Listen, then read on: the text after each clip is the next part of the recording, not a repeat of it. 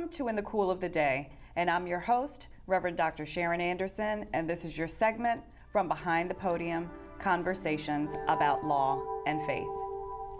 Today our discussion is going to focus on the overwhelming protests that have been occurring on college campuses throughout the United States. There's been an increase in protests regarding race relations and the way college administrations are treating African American students on their campuses. And with me today, I have two great young men that are the presidents of their Black Law Students Associations at two very well-known institutions in our area. I have with me Jordan Harvey from George Washington University Black Law Students Association, and he's the president. Welcome, Jordan. Thank you very much. And I have with me Moneri, who is the president of Howard Law School's Black Law Students Association. Welcome, Neo. Thank you. Hello. Great. It's great to have you here, and what better time to talk about what's been going on in our country, in our nation, particularly with respect to African American students. And first, Neo, I'd like to talk to you because Howard has been directly affected by what happened at the University of Missouri. Certainly, Howard University, not just the law school, but the undergraduate school, had been the victim of threats against African American students, and I know that you personally, in your chapter personally, went to support the University of Missouri students. So can you tell me about why you made that decision, how this is important to you, and how the students dealt with that threat? Oh, most definitely. I think that the African American experience has been uniquely, has its own history. And there's a particular kinship that we share as African Americans with anybody, anywhere, that has any kind of oppressive force against them.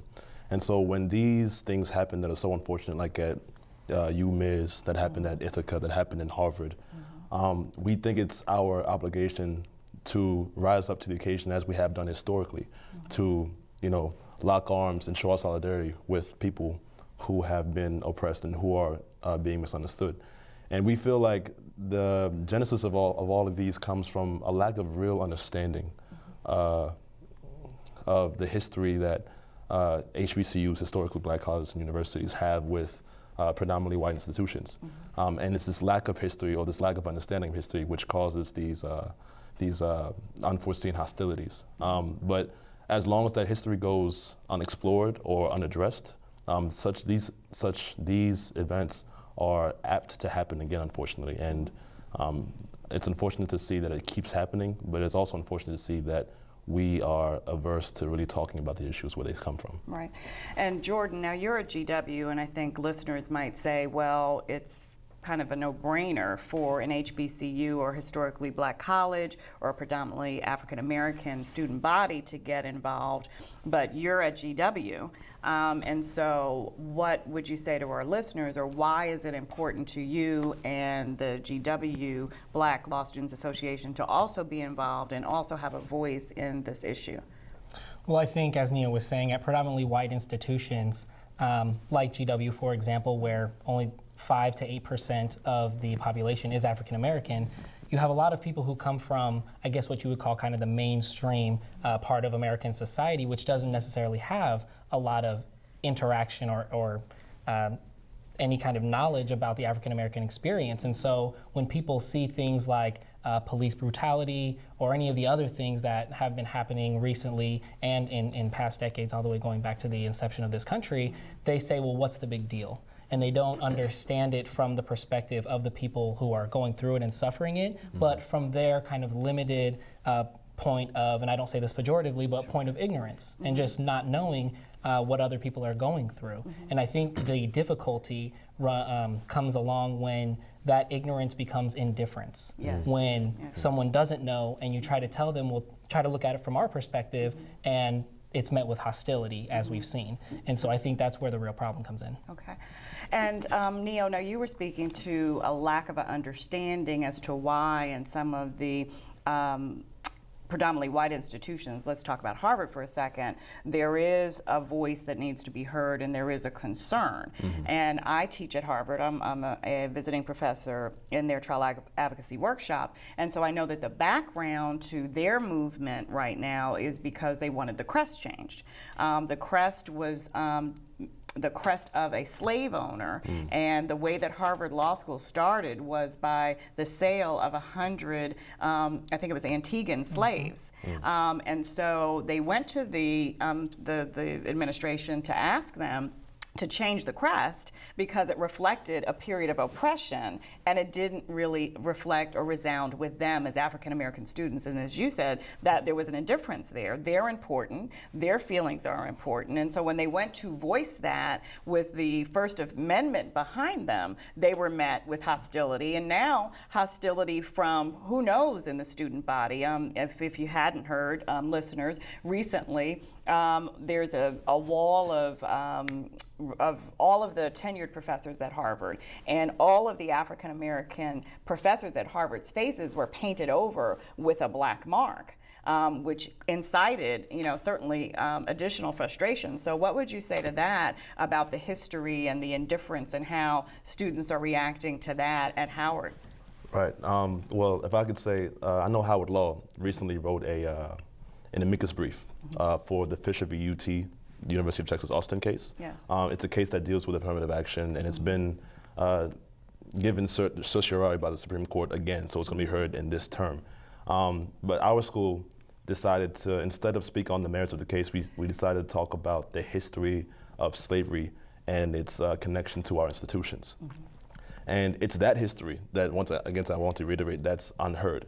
And so when a majoritarian ethos about a crest, for instance, or an ethos about a Southern Confederate flag, for instance, or about the ethos of Southern gentility is espoused or and believed by historically people that have been in power. When we enter those same institutions, we don't have that same narrative. And so when we go to those institutions and we see that their very pride is also the very basis for our historical oppression, there's a disconnect there, and there's a feeling of unwantedness. If it's not overt, then implicit when we get there.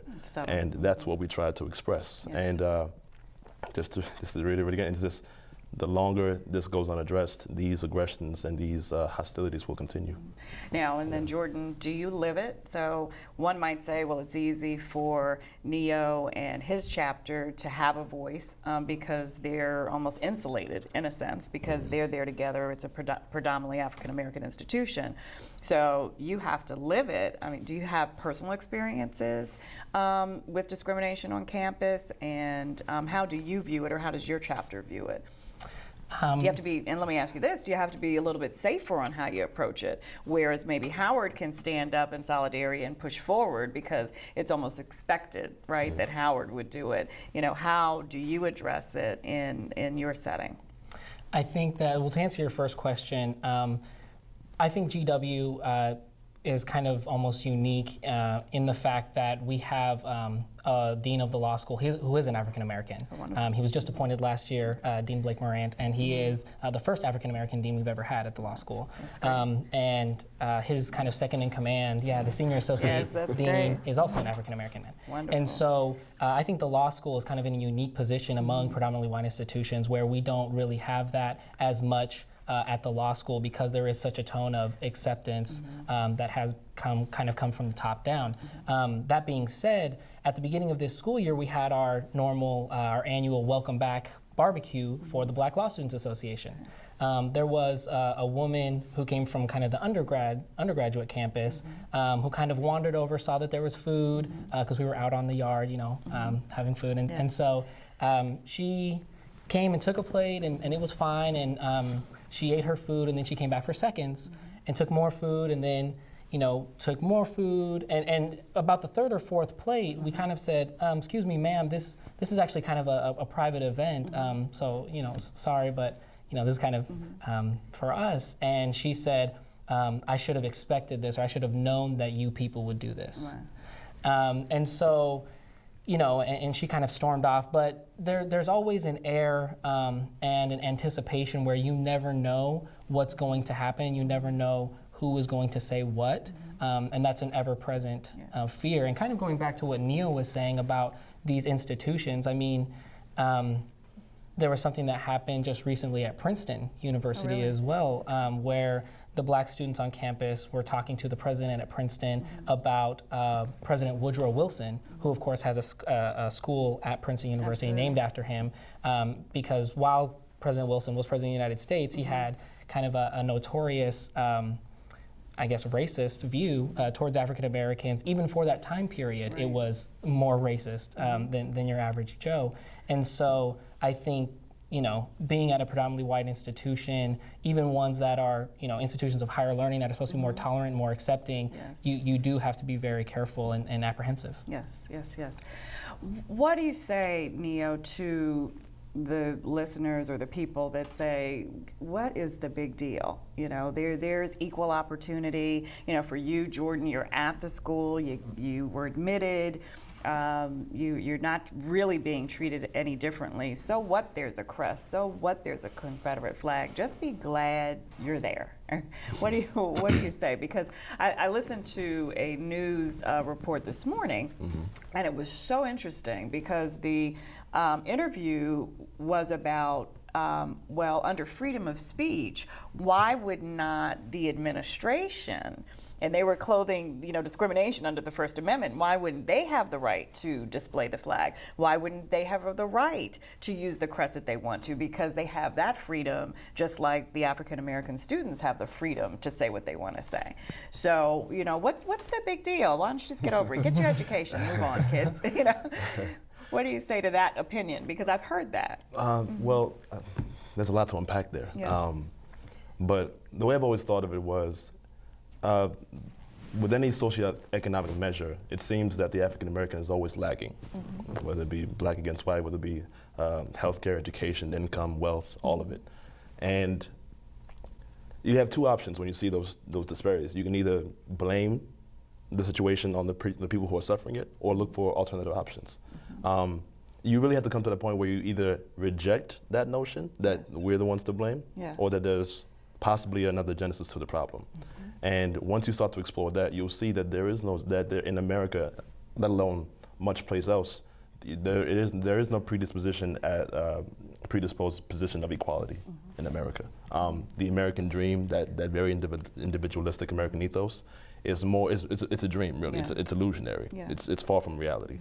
But it's an ethos that's picked up since the 30s, and it's always had a very, I don't know what the right word is, but it seems to be kind of tone deaf. When a full 10% of America at that time, when the American dream was coined and popularized, are being lynched, or are being denied housing, or don't have a right to vote. So it's hard to think of such a dream when that dream's not being realized by a full 10% of people, and that 10% of people have a very common characteristic. Absolutely, absolutely. And it seems to me that who better to advance the discussion than students like yourself, educated, intelligent, passionate about it, because it's justice for all, but we feel justice for some. And even the notion of speaking out about it intimidates people. But as you said, when you look back at our history, when you look back at the genesis of it, when you look back at even what's going on today with the disparities in education and healthcare, it really deserves a voice. And maybe the truth is we've been silent for too long. We'll be right back. We have a lot more to discuss about this issue in this segment, Behind the Podium, from Behind the Podium, conversations about law and faith. We talk about the legal issues and the social impact, but we also talk about the faith issues. What role does faith have in this process? Are we at a point where we've given up? Are we at a point where we have to draw back on our faith and really determine whether God is leading us in this direction, so that it really can be the United States of America, and it really can be a situation where it is justice for all, and we really do see equality. And so one thing I'd like you all to think about over the break is, what does faith mean to you in this process, and what do you think it means to your colleagues in this process? Is this a movement of activism that has no foundation in faith, or is it really moved by faith because we do believe in our system generally, and we want to see what the Constitution states on paper realized in our lives? We'll be right back.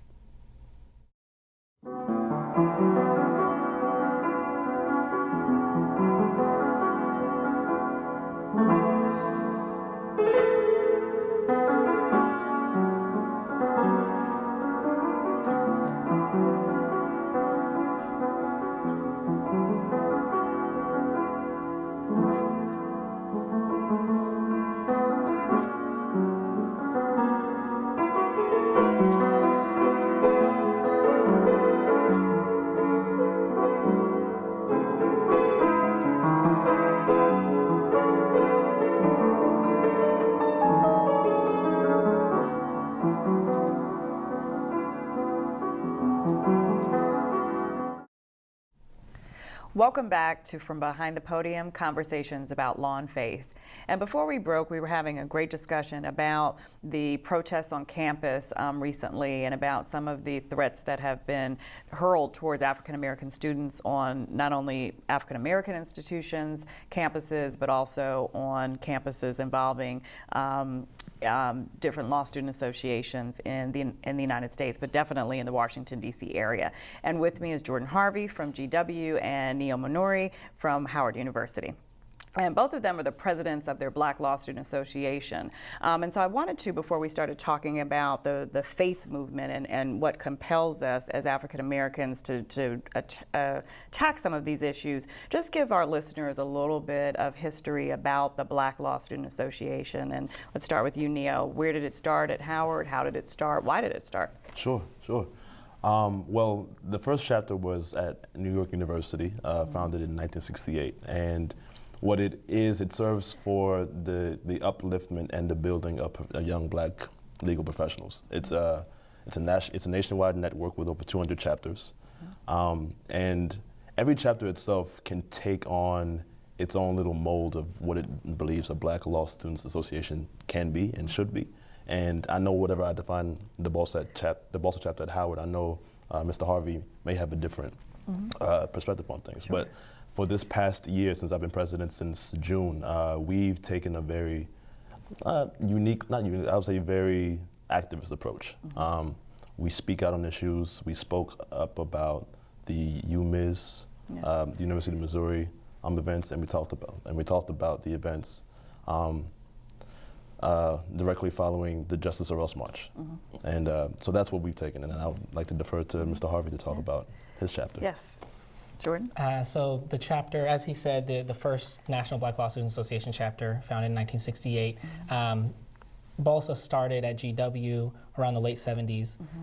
And essentially what we try to focus on is making sure that the Black students at GW can become the best lawyers that they can be, and also that they not forget their roots or their connection to the African American community. Absolutely. We focus on four main pillars: academics, social unity, community service, and advocacy initiatives. And so, we try to have that academics and make sure that we're gaining the legal tools that we need in order to, go to that last piece, which is activism and advocacy, and making sure that we can make those kinds of strides that our forebears did. Absolutely.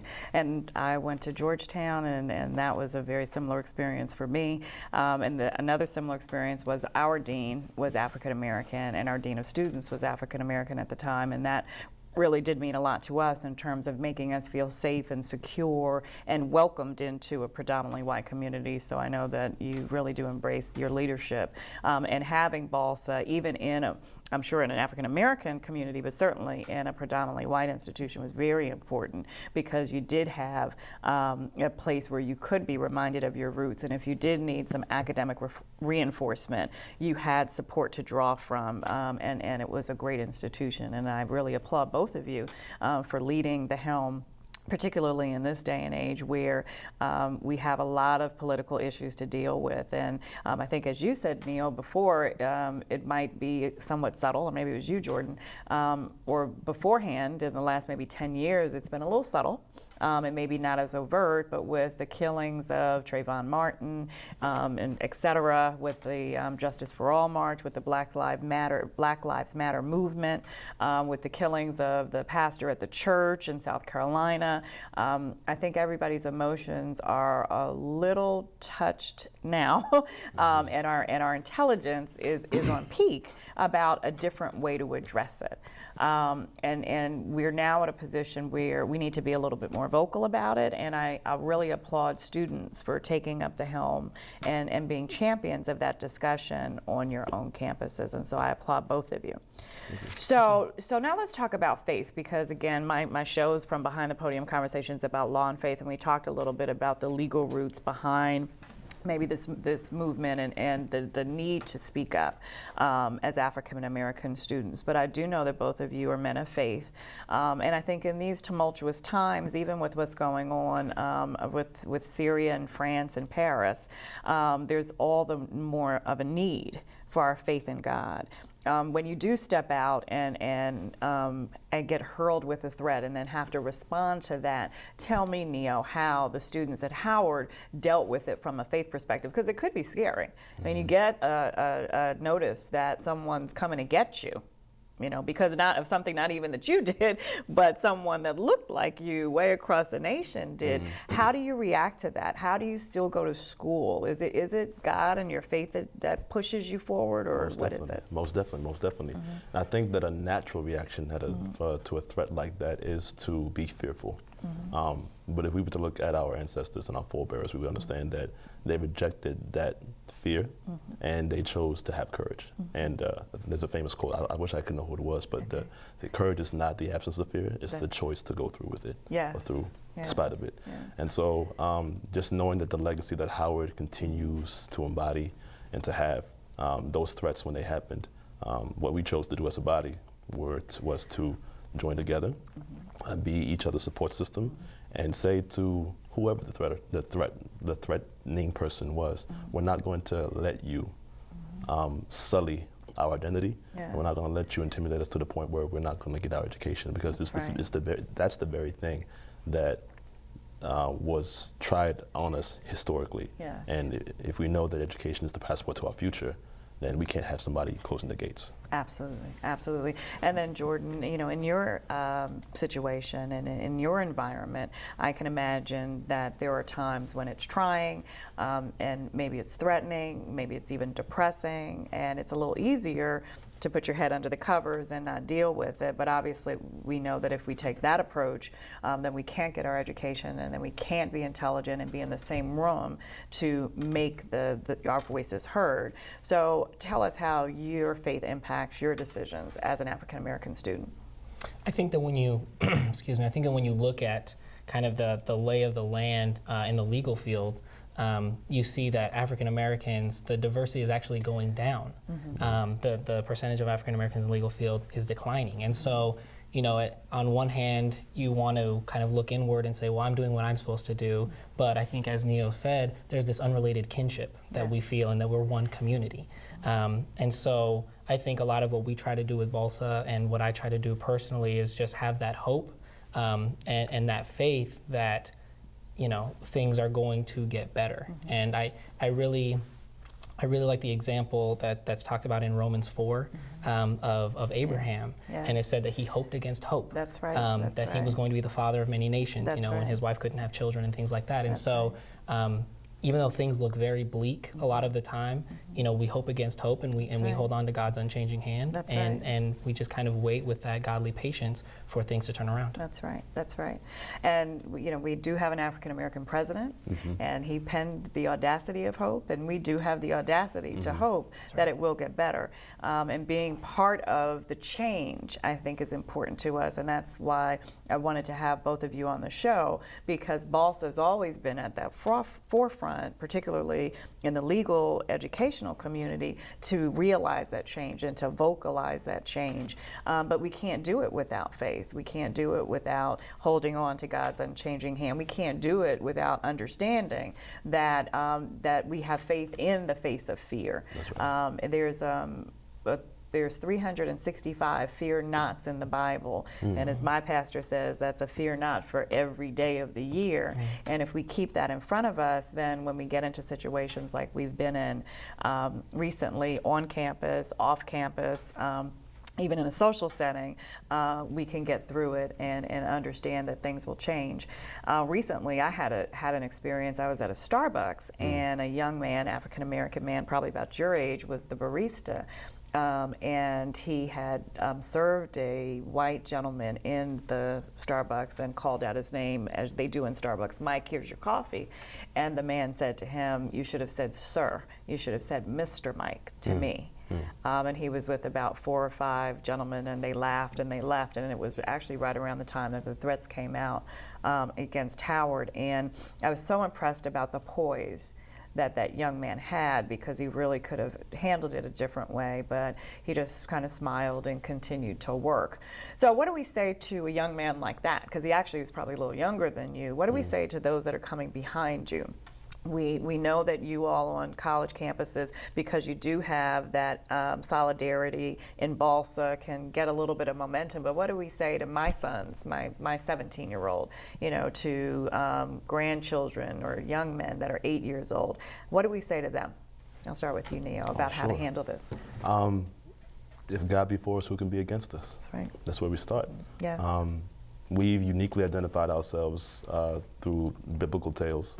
I guess historically, the one most poignant has been the Hebrews in Egypt. Yeah. And so that was the basis for our extrication from the bonds of slavery.